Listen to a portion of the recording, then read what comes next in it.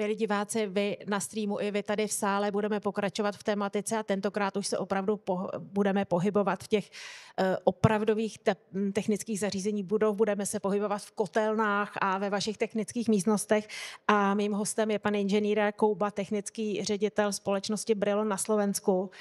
Ahoj, Jano. Ahoj a dobrý deň všetkým.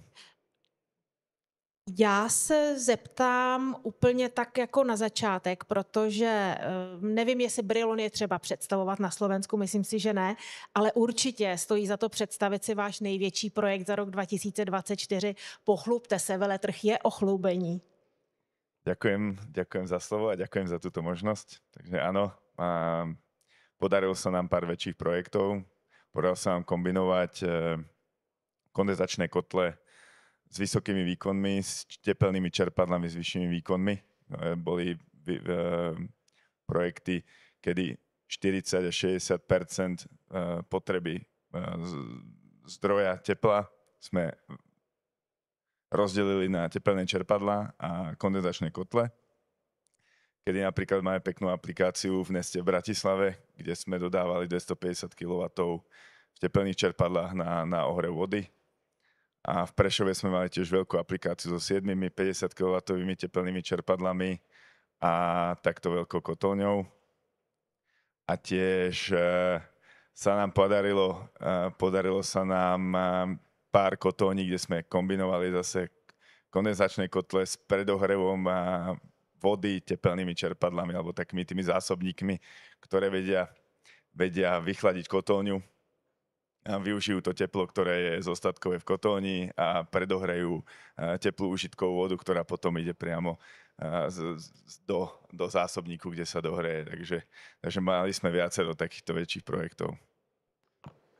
Pro diváky na streamu a pro diváky tady v sále, my tu referenci na Slovensku divákům vlastně ještě dlužíme, ale přesně tuhletu referenci, kde se rekonstruovala kotelna, dali se velkoobjemové kotle na plyn, ale zároveň se dali tepelná čerpadla na předehřev vody, kdy tam došlo teda k výrazné úspoře nějakých 60% a vlastně ještě se, přesně jak ty si říkal, dochladila ta kotelna tím zbytkovým teplem, tak na to máme speciální video, takže kdo se chce podívat na ty detaily, tak samozřejmě může, tam jsou i přesná ta technická data o výkonech a úsporách, takže ty detaily lze u nás na TZB Info pod Brilonem samozřejmě najít.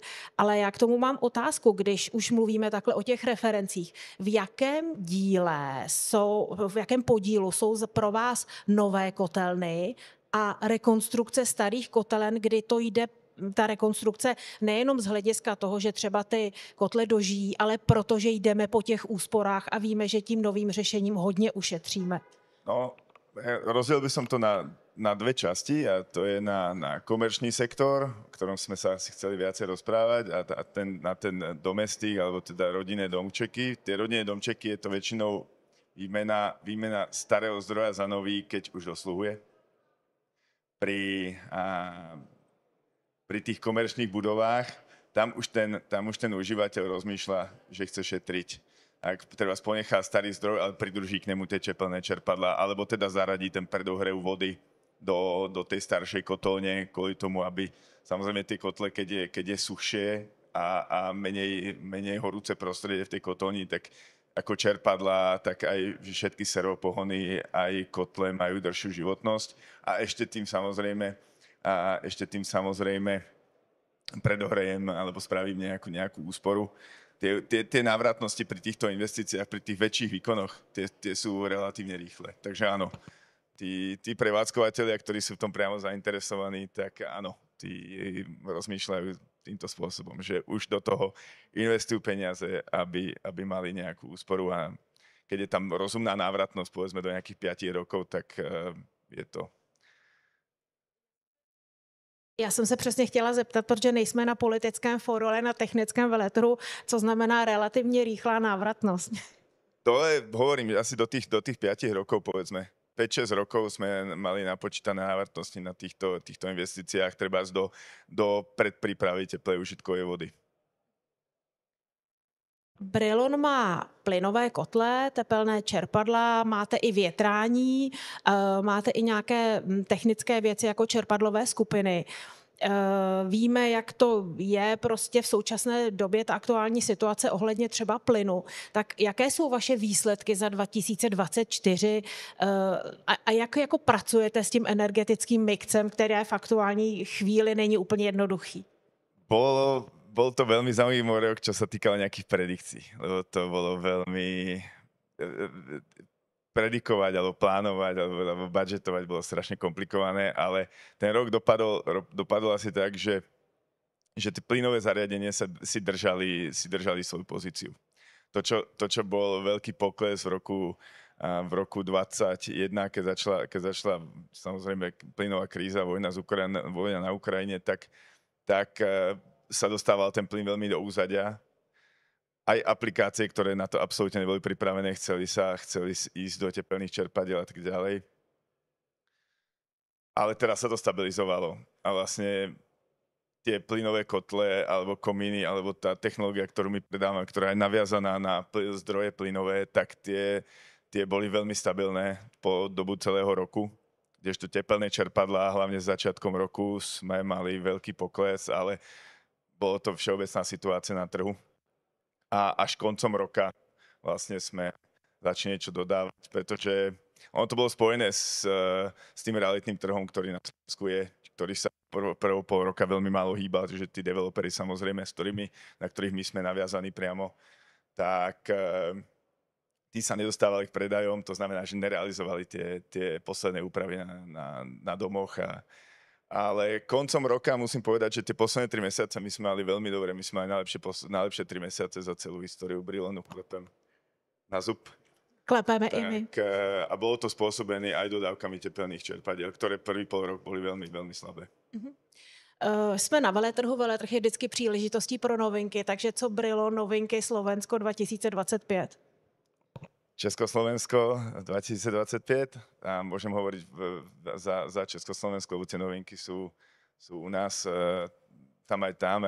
Máme v oblasti tých tepelných čerpadiel, kde teda najviac bolo realizácií okolo tých nižších kilowatoch.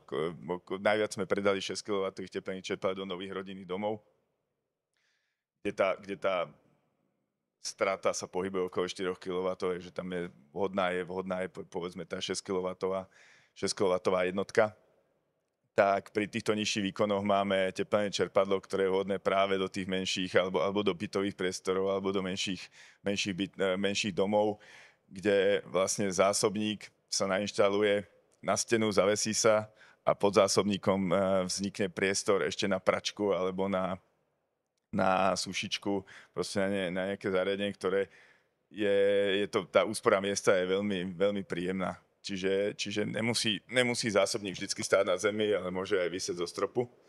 A to je novinka, ktorú uvádzame od 1.2., čiže veľmi nedávno. Takže horká novinka na stránkách Brilon.sk? Áno. Taktiež, keď by som povedal o ďalšej novinke, tak v segmente vetrania máme rekuperačnú jednotku od firmy Orkon, s ktorými spolupracujeme dlhodobo a je to zase podstropná jednotka, ale nie s malými výkonmi, čo je pri tých podstropných jednotkách také štandardné, ale má výkon až 260 a 360 metrov kubických v hodine, takže celý väčší rodinný dom sa vie vyrekuperovať. A je to teda to podstropné prevedenie, ktoré zase šetrí priestor a je niekedy veľmi dobré aj na samotnú montáž je jednoduchšie. Jano, ty jsi klepal, když jsi hovořil o výsledcích 2024. Teď jsme hovořili o novinkách 2020. Som hovoril iba o konci roku. Klepal si na konec roku zase začiatok roku, na to som určite neklepal. Dobře, hovořili jsme teď o novinkách 2025. Nicméně Brilon není firma, která je tady nově. Vy slavíte výročí. Ano, pravdou. Jaké? A co, chystáte k tomu něco pro své zákazníky? Slavíme 30-ročné výročie a 10-ročné výročie pod hlavičkou Brilon na Slovensku, aj keď teda Brilon fungoval na Slovensku pod iným menom, ale sme 10 rokov na slovenskom trhu pod značkou Brilon a 30 rokov v Československu, teda v Čechách, pardon. A chystáme na konci roku, ale to by som si To je ještě tajný, ale těšit už se můžete. Nicméně já využiju toho, že máme už malinko času, ale využiju toho, že jste firma, která má jak tepelná čerpadla, tak kotle. Protože mnohdy je to pro investora ta zásadní otázka, jako kotle znám, umím, možná jsem je i měl, tepelná čerpadla, do toho mě tlačí dotace, do toho mě tlačí média, do toho mě tlačí situace. Co je to, co vy tomu člověku můžete nabídnout? Ty máš stavbu pro tepelné čerpadlo, nebo ne, ty máš pořád stavbu pro dobrý, nový, úsporný plynový kotle? Je to otázkou, ale to základné rozmyslenie alebo to základná premisa je, mám nízkoteplotné alebo vysokoteplotné vykurovanie. To je asi ten základný rozdiel. Keď mám nízkoteplotné vykurovanie, to znamená podlahovku, mám dobre zateplený dom, tak už mám možnosť rozmýšľať o teplnom čerpadle a viem, že mu tam bude v tom systéme dobre, bude mi dlho dobre fungovať, bude mať dobrú účinnosť a ja budem mať potenciálne málo problémov. Kdežto v kúrení s vyšším teplotným spádom alebo nezatepleným domom, tak tam zase naopak je tá investícia, tá počiatočná investícia toho teplného čerpadla je taká, že jak sme sa bavili tu na nejaké návratnosti, tak tá tam není vtedy. A tomu čerpadlu v tom systéme není dobre. Ide s menšou účinnosťou, musí pripájať často elektrošpirálu a celkovo ten výsledok není taký, ako by sme ako koncový zákazník potom od teplného čerpadla požaduje. Takže je dobré to rozdeliť na ten nízkoteplotný a vysokoteplotný systém. Alebo potom je možný hybridný systém. To znamená, že v jarných a jesenných mesiacoch, kedy sa rozprávame o teplote povedzme 5 stupňov Celzia plus, tak vtedy používam teplné čerpadlo. A ako už sa začnem dostávať do tých nižších teplot, tak sa mi prepne kondenzačný kotol. My na to máme celkom inteligentné zariadenie, kde sa vlastne do automatiky zadá cena plynu, cena elektriky a automatika si automaticky prepočíta, kedy je efektívnejšie pripnúť teplné čerpadlo a kedy pripnúť plynový kotol. Je tam vtedy veľmi zaujímavá aj doba celková, lebo to čerpadlo nepúšťam do tých extrémnych podmienok, to znamená, že zase ten life cycle cost alebo tá trvácnosť toho zariadenia je o mnoho dlhšia, ako keď ho do tých mesiacov púšťam a zase ten plynový kotol mi ide iba pár týždňov alebo povedzme mesiac v roku, podľa toho samozrejme podľa lokality na Slovensku alebo v Bratislavskom kraji mi ide povedzme iba mesiac v roku. Zase vydrží o mnoho dlhšie. Tak já děkuji za tenhle exkurs, protože samozřejmě tohle je vždycky pro investora velmi důležitá otázka, aby se nepustil do něčeho, kde pak není schopen vlastně dostát těch svých očekávání a je samozřejmě fajn, když je to firma, která mu umí nabídnout oboje řešení, protože tam pak ty pochybnosti o tom, že mi chce jenom něco prodat, nejsou takové. Takže pan inženýr Jan Kouba, obchodní ředitel společnosti Brilon na Slovensku, jak vidíte, můžete se ptát, můžete se poradit a Brilon.sk, webové stránky a ať se vám daří. Děkuji za rozhovor. Mockrát ďakujem.